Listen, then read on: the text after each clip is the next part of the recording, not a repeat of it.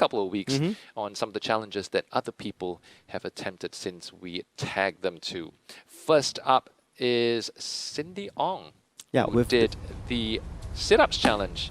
Now, this was a challenge I think you scored really well in. You did 1 per second. It's 15. Yes. I didn't do that well as with many of the challenges that I did. I think I did like 10 or 11. I even dropped my feet and touched the ground, so that didn't really count. Well, thank you, Cindy, for getting involved. The next one, of course, is the high plank coin toss challenge, which you didn't hit the last one, but I think we had Vera here. Yeah, and you had all 3. Yes. So basically, Duncan clocked across all 3 jars that scored him 6 points. Great job. Great job. Yeah. Vera, well done with that. And then moving on, last week we did the shoe boxes and we had different variations of the challenge, and we had Kingsley, who was recently on episode with us on Evenings with John and Duncan. He got involved with the shoebox challenge as well. Yeah, definitely. 7 was the level to hit. Of course, some difficulty stacking up 7 shoeboxes, as you can tell here. But this is nothing for Kingsley. We've seen some of his challenges. He's cleared heights that are much higher than this. And of course, the person who started this this edition of the Level Up Challenge, Shoebox Edition, Kirsten Ong, national hurdler Kirsten Ong, saw our efforts, and including Kingsley's efforts, and she felt the need to raise the bar to 8 shoeboxes. Now, you know the reason why she raised the bar to 8, right? Because she did 7, and she thought no one will hit 7. Yeah. You did, Kingsley did, and then she felt, you know, I created this challenge. I need to be bossing it. And so she did 8. Definitely. It's ridiculous. Talk about competitiveness, but that's what we expect in our Team Singapore athletes. Now, we've seen a lot of home workouts over this entire period, Duncan. But one thing we've not exactly seen as much is little kids keeping fit and still playing sports at home. That's right. Actually, you know, they've been at home. They've done the HBL, their home-based learning. But have they done their home-based workouts? Well, they have, according to the videos that we've seen on the internet. Well, this very first one that we have coming up involves tennis. And this is, to be honest, this is a sport that I never expect you could do at home. Football, yes, you know, I've done that growing up. I played it. But tennis, this is something that I could totally imagine my parents screaming at me for. And not only is he doing it well and playing in like a typical tennis fashion, he's scoring points in what I would say is it's a gamified version of it, like scoring through hoops, trying to knock down cones at the top of shelves. And just talk about creative ways to keep yourself busy and still honing your tennis skills right at home. And judging by this series, I think you can tell that this boy is definitely serious about this sport. Hand-eye coordination on point, but you have to say he's doing fantastic. But for the dad, a nominee for Dad of the Year, setting everything up with the obstacles and you know, trying to just keep their kids engaged with tennis. Exactly, and look, even the sisters getting involved here. Perfect way to hone your fundamental movement skills. I'm just wondering if she found a gap right above his head that would just go outside of the window, wouldn't it? Yes, you never. It could have just been that right there, and you know that would have been bingo, right? You know, right on the money. Of course, tennis was not just the only sport that we've seen kids try out at home, and we've always had this big question going on in Singapore, saying, you know, not as many, you know, sports is not something that's big among kids. But I really beg to differ. At the youngest level, kids, most Singaporean kids, many of them are active. They want to try new sports, and many are actually happy to try new sports. And I think it's great that we have parents who are so supportive of this. The next one coming up, of course, we also have is from basketball. It's from none other than Hayden, who featured in the signing of Delvin Goh as our Sports Singapore ambassador in that series, who goes by the moniker or the Instagram handle Bad Boy. Wow. And showing off his skills there, not just double dribbling, but even push-ups. I don't recall myself doing any push-ups or being able to do push-ups at that age. I was not able to do any push-ups. And he's doing it on the ball as well. Literally on the ball. He is on the ball. Literally on the ball. It wasn't intentional, but it just worked out perfectly. Well, great stuff, Hayden. And the final one is golf. Now, how do you play golf at home? Well, obviously you have the mini putt when you know you kind of like practice your putt, but you know, not a big swing. but it's something that even kids are doing at home, John. Well, it's certainly a sport that I know I'm definitely not good at. The only variation of it that I attempted a few years back was football golf, Oh, which maybe we should throw to on one of our episodes. But maybe. this is definitely something we should consider in next time if you have the time. But unfortunately, not in Singapore. I love the celebration as well. Yeah, talk about passion for sport. You know, she has the calm demeanor, nerves of steel, something we didn't showcase in the Milo Cans challenge. She probably would have done much better in the Milo Cans challenge than us. But it's all about concentration, taking your time, technique, something we didn't exhibit earlier on, but that was fantastic. Yeah. And these are, great. it's great to see kids keeping active at home, keeping sports within their blood. And you may never know, we may see a future. But tennis, basketball, or golf star in the making. Well, judging by this series of videos, I definitely think that's a possibility. Now, coming up next, of course, we've seen kids doing workouts at home. We've seen other variations of workouts as well by athletes, by fitness instructors. Yeah. But one particular genre that probably crosses between art and sport is that of freestyle. We did talk about Stylo My Milo earlier. Yes. So not just in one particular sport, but now we have a few sports. Hey, it's just about, you know, leveling up on what the basics are in a certain sport. Like football, juggling is the basic. That's what you're taught as, you know, as a footballer growing up. But then you level it up by doing tricks and flicks. And in every sport, you're seeing it. Even we have our own Shahid who did it with the racket and trying different things. And here we have Daryl Lowe from XP, and it's like with his shin and with his knee that he's juggling. It's pretty crazy stuff. Of course, Sorry, and that's intentional as well. It's Most of us, when we juggle, we hit the knee unintentionally. Yeah, because I think to the untrained eye, may think that this guy has terrible control. Yeah. But actually, those are intentional. It's using, like, you know, the smallest surface area possible, which is the shin, to control the ball. And of course, this comes from years and years of training. Wow. Daryl, of course, the founder of XP, and of course, we two other Sports Singapore ambassadors, Sean and Valerie, who are also part of this trio of freestyle footballers. We hope to see more of these coming soon, by the way. It's like playing football with a dance, huh? We should probably get them on our show and do some challenges as well. They should do the challenge, and then after that they go and do the dance. Yeah. You know. Yeah. Oh, that's Yeah. great, man. Some creative ways of expressing sport, and just look at that crazy stuff. So I'm just worried a car will come at some point here. of course, we also have Coach G from basketball showing off some skills in the basketball edition of freestyle. And here, let's have a look at it. Okay, this one, Coach G, and then this one, of course, even in the comfort of your home. Of course, we did talk about annoying your neighbors downstairs when you're playing basketball at home, but I think he's got a good mix of indoors and outdoors as well.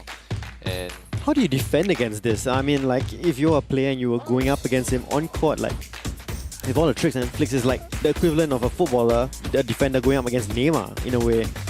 Like, this is just ridiculous. And hand-eye coordination. Yeah, it doesn't. I mean, if you were to take a second look, it just seems so easy and so simple to do, but it takes a lot of control and technique to be able to execute this at such a speed. Oh no, it's practice, and that makes perfect, and great to see. I love freestyle. It just brings, you know, a smile to your face when you watch it, doesn't it?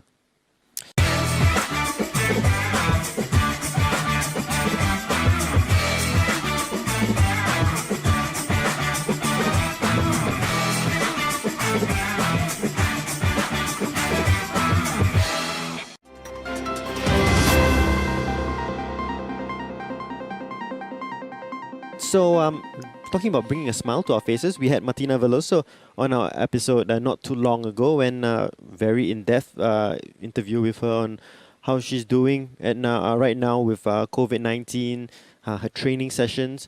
But did we find out everything that we needed to know in that interview? It's a very short interview that we have. You know, we could spend hours with all our athletes, but she did her own Q&A recently. And yeah, she just did it on her own. And it's just ask anything about Martina Veloso. And this is just a little clip of what happened because the whole clip is very, very long. You can go and check out her Instagram. But just a snippet of what you missed if you did not know about what Martina Veloso was all about. Today I will be doing the Ask Me Anything video. I asked you guys on my Instagram story to ask me any questions you'd like to know more about me or anything in general. What's your favorite Singapore food or what do I miss eating when I'm overseas? I don't have a particular favorite Singaporean food because all the food in Singapore is so good. If I have to choose, I'll just think of when I step into a hawker center. I will look out for Hokkien Mee. For a snack, I would love to get opia. What's the silver lining for me during this circuit breaker? I guess reevaluating my goals for the next year now that some of them have been disrupted due to the pandemic. And another thing would be spending time with my family. Because of my constant traveling for the sport, I am barely home. This is a great time for me to spend with them. What happened to Sparkling Raindrops? Sparkling Raindrops has evolved into a proper username because I felt like it was time for me to just become more professional after 7 years. And no, I did not kidnap her, she's still the same person. The cities you have been to, which would you recommend as a must-go and why? I can't judge them all the same because when I travel for shooting competitions, I cannot travel as though I'm on a holiday because I am there for a competition and I'm not there to play. So we'll just choose from my own experience when I go on vacations. And number one would be Bali. I've been to Bali a few times. It used to be my go-to vacation when I was younger before I got competitive in the sport. I went to Bali I think when I was 11. For 1 month, I traveled around the whole island. Do you call it island? Yeah, I traveled around the whole island for 1 month with my family. Really liked the place because they are so rich in culture. Food is good. Another thing is it has beaches and it's near to home, so it's not too bad for me. It's only about 3 hours. This is 3 hours. A 3-hour flight from Singapore. As I travel more for competitions, I appreciate countries that is closer to home. So when a trip is still in Asia, about 8-hour flight, I'm like, okay, that's considered quite short already. Bali's one of them. These athletes are just keeping themselves entertained and trying to interact with their followers. Yeah. Martina, relax, okay? We will do the interviews and you answer them. Don't try to take our jobs away from us. But great stuff as well, and we wish you all the best in the future, especially now that the circuit breaker is over, and we're looking to move into phase 2 slowly, and hopefully that will come sooner than later. Definitely, we're all looking forward, of course, to a safe transitioning into the next phase. Of course, hopefully with sports events also coming along gradually, phase 2 and phase 3, and things can go back. Maybe not to the old normal, but towards a new normal. Yeah. And speaking of recent appearances on Evenings with John and Duncan, we had the hockey edition recently with Jean and Enrico. Great episode. You need to watch that if you missed it. And in that particular episode, we had the challenge, how many can you name in 30 seconds? With a twist, of course, as they were juggling a hockey ball, right? Yeah. Well, Singapore hockey, I think, took some inspiration from that, and we like to think so. We like to think so. And have started their own challenge with a hockey juggling contest, and you have to just do as many as you can, and then just send it over to Singapore Hockey Federation, and then they will feature you. Yeah. But I think it's easy because they didn't have to name anything in 30 seconds. They just had to juggle. But great to see that. They're being creative as well. So Singapore Hockey Federation, good on ya. We have a video to show you, and this is an example of what. It's highly skilled as well, to be honest. Yeah. Pretty good, actually. Yeah. Oh, that's like freestyle as well. I believe. Freestyle as well. So it's a different level of technique, I Yeah. would say. And I do believe for this particular contest, there's also a hoodie that's up for grabs, if I'm not wrong. Oh. And all you have to do is to follow Singapore Hockey and Active SG Hockey or something, and Yeah. and just upload a video of yourself doing the juggle challenge. I believe it's part of a series that will be coming up. Now, for the athletes who are stuck at home, obviously during this period, I mean, some athletes are now being able to train slowly if they have qualified for the Olympics or if they're close to qualifying for the Olympics or Paralympics. Like for the floorball players, they're still stuck at home, and it's hard to play at the void deck, your hockey training, because the worry is you might damage your equipment. Your floorball stick. Yeah, the blade. So, and all that, but Jean-Marc Soretta, Singapore national team men's floorball player, did very well in the SEA Games for the national team. He's come up with a creative way of, preserving your floorball stick. And here is an example of what he's doing. It's like it's just a different kind of flooring that he's put there, and it's hitting against the wall again, annoying the hell out of people walking around the neighborhood. But this is great stuff. And you are preserving your equipment, and you come back and fitter, sharper.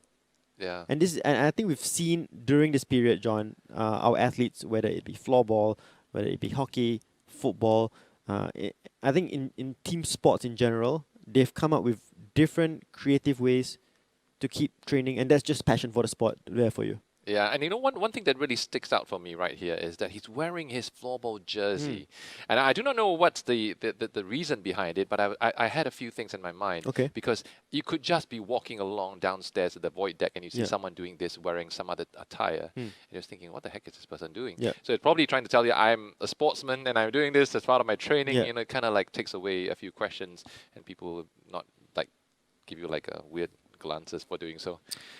I know, just a thought. Actually, Just you're a pretty thought, you're pretty possibly. accurate in that. Or, Yeah. or he could be just very passionate about the club or the team that he represents. I think I would say both. I would say both. Jean-Marc, I think he's a very passionate person. He wears his heart on his sleeve, and I think that was evident in the Philippines in the SEA Games. So good on you. Hopefully, you can actually go to the proper court very, very soon, and get into action with your teammates once again.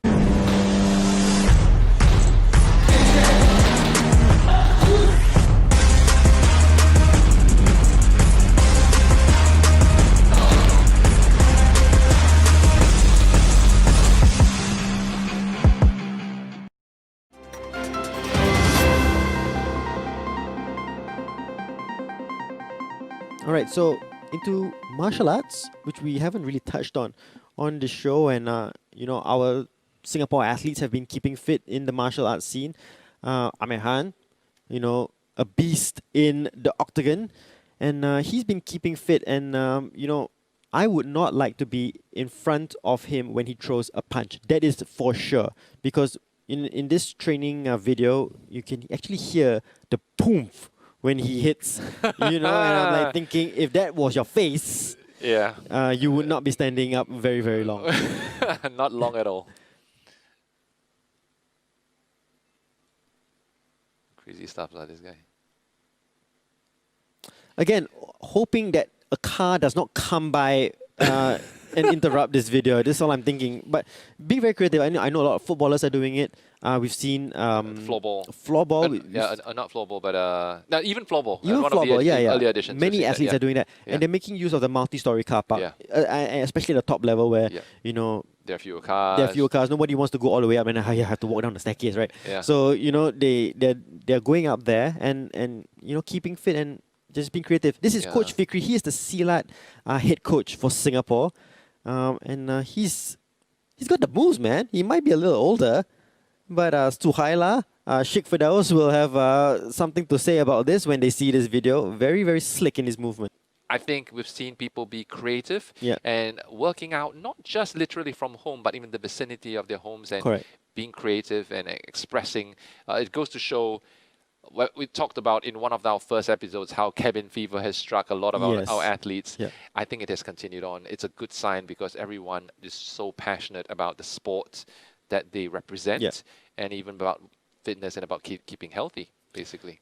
And finally, we'll touch on table tennis. And I have to say, John, if we were to give a report card at the end of COVID-19, or once we go into phase 2 and sports starts being more prevalent in Singapore, I think we should do a report card on how the different associations have dealt with the circuit breaker and with phase 1 with their athletes and engaging with the community. And I think STTA, the Singapore Table Tennis Association, I think you would get an A from me personally, because you have been very engaging with your content and your trick shots, in featuring your athletes in what they do. I mean, I'm learning that your athletes love to watch K-drama a lot at night, and that's news to me. And this is another example of a trick shot that STTA have been putting up and asking the athletes to do.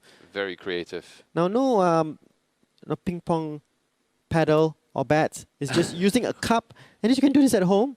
And just flip it and just catch it. That's hand-eye coordination to its max right there. Quite a different level, and I don't know. And judging by the luck that I've been having in recent challenges, I don't think I'll be able to execute that anywhere near as smoothly as what you just saw there. Well, it's been a great episode of the Wednesday Report.